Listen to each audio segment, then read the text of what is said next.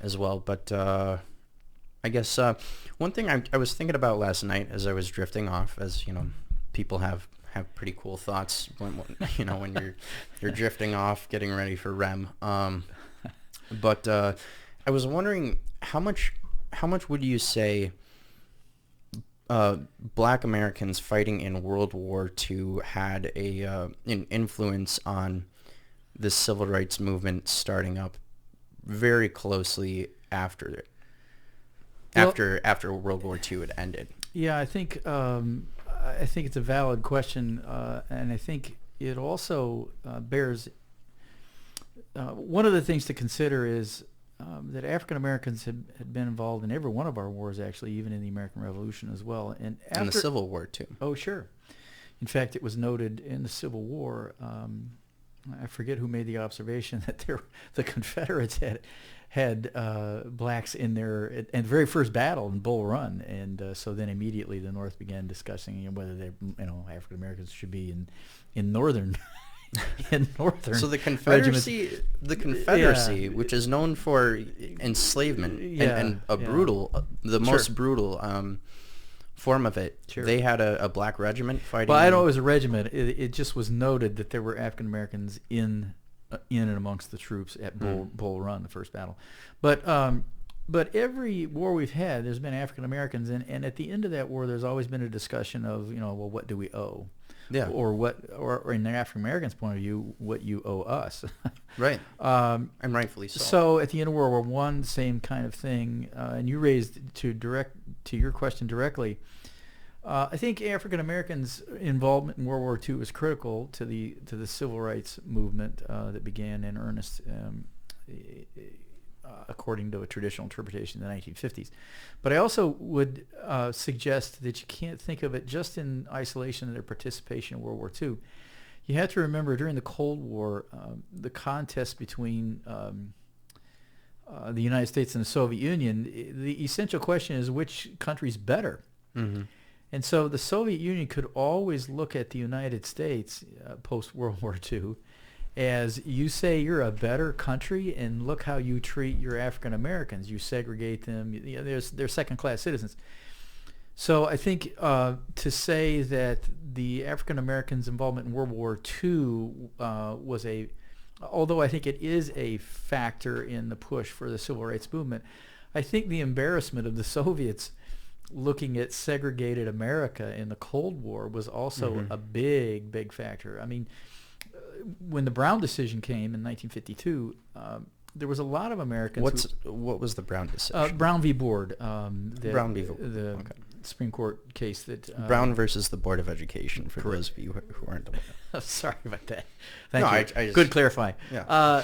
There were a lot of Americans who said that this decision would finally shut up the Soviet propaganda machine, because they were getting a lot of mileage out of segregation. Mm-hmm. To back to your question, I think you have to also factor in the Cold War embarrassment of segregation that had a role in the impetus for the civil rights movement in the 50s. And are we good on his sound? Is it okay? Yeah, perfect.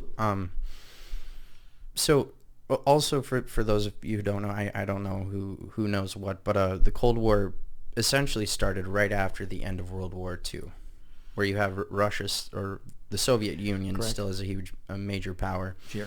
And the United States, who obviously was a huge world power as well.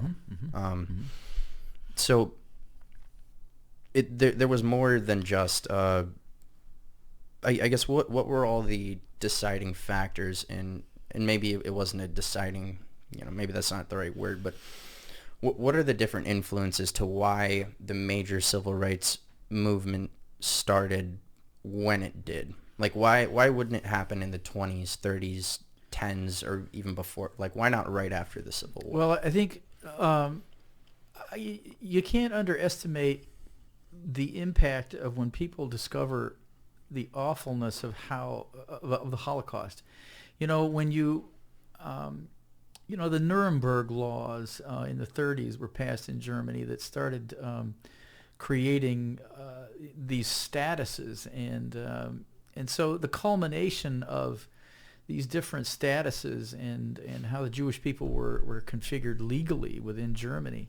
The culmination of that is the Holocaust. And I think, when the United States sees the full horror of the Holocaust and how people were treated when they were, the outcomes of treating people as second-class citizens, I think the Holocaust gives a whole new urgency to the civil rights movement as well. So I think in large part that may be a way to think about the urgency. The shock factor of... Absolutely. Absolutely.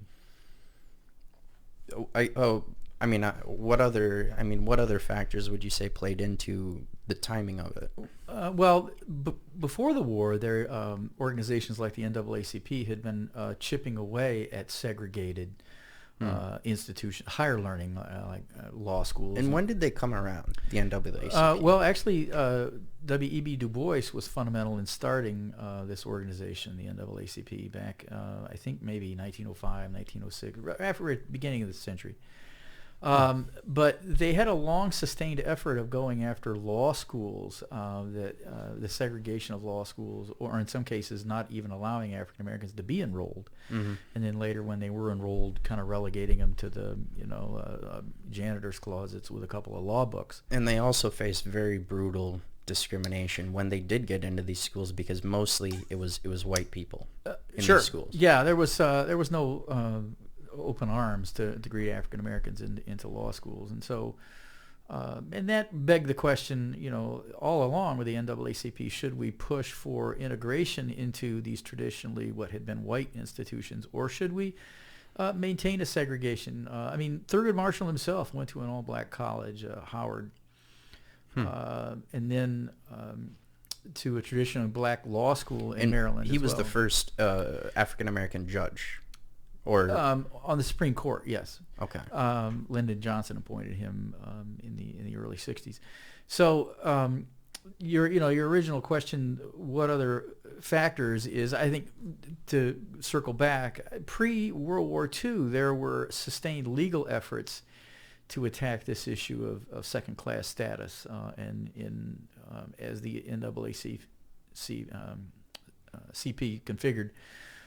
The segregation equaled second-class status. So there had been a series of decisions and victories prior to World War II that set the stage.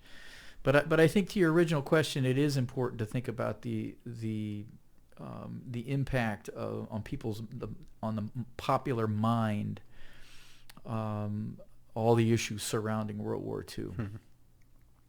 Because in my mind, and I already know, I'm white, so I know how this is going to sound, but if I'm a black American, right? I'm white as well, but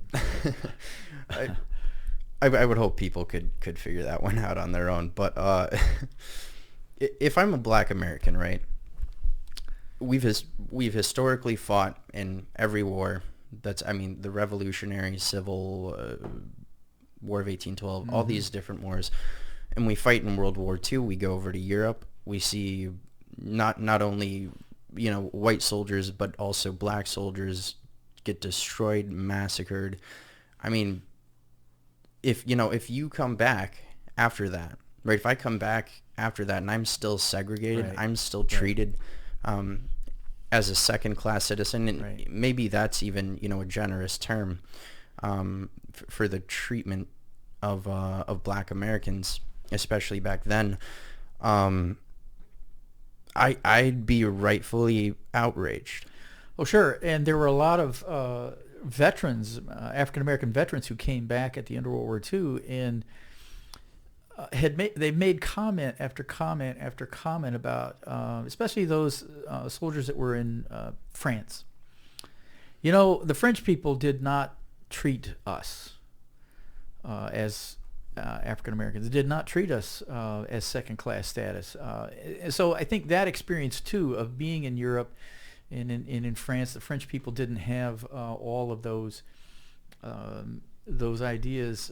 Although I would imagine there were some French people that did, but many of the vets coming back hearkened to the French people as not treating them as second class, and so that I think, to your point, that feeds into that frustration of coming home and being treated like a second class person. And Was that the case in Britain as well?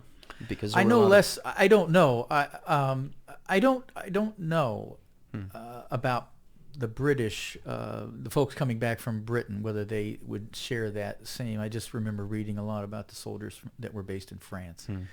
It could be, but I'm not certain. And this is kind of tied into Marvin Gaye, right? He Okay. did he fight in Vietnam? I don't know whether Marvin Gaye Or was did. it maybe not Marvin Gaye? The What's Going On? Well, that's Marvin Gaye. And what was the context and when was that? Well, that was a album? late '60s album, and it's a concept album. It really is a great.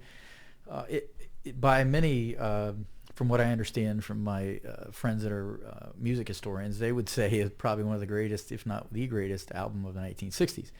And it's a concept where a vet comes home from Vietnam to the United States. It was released in maybe 68. Okay, so 69. he wasn't an actual veteran. I don't know whether he This was. was- I don't think he was, because he was recording in Motown for a long time prior to that. But this was from the perspective. Of a returning veteran, right? What's going on? The name of the album, and every song is about something in American society that was troubling for this vet who had gone to the war and had come back and is observing all of this. I mean, the '60s were just a terrible, well, especially after '64, and you get to '68, probably the worst, one of the worst years in our nation's history. So it's from the perspective of a veteran. I don't know whether Marvin Gaye was. I don't think he was. Was it from the perspective of a black veteran, or was it just from a veteran coming back from war to say what the hell is going on? I think in the context of the songs, I seem to think it's from a perspective of an African American, because there's this one song where he gets, it's a fantastic montage of sounds, urban sounds, and he gets arrested, and so I think the context is an African American vet. Right. And for me, it's horrifying to think about a black veteran, right, who fought in any war, to come back and still face a discrimination.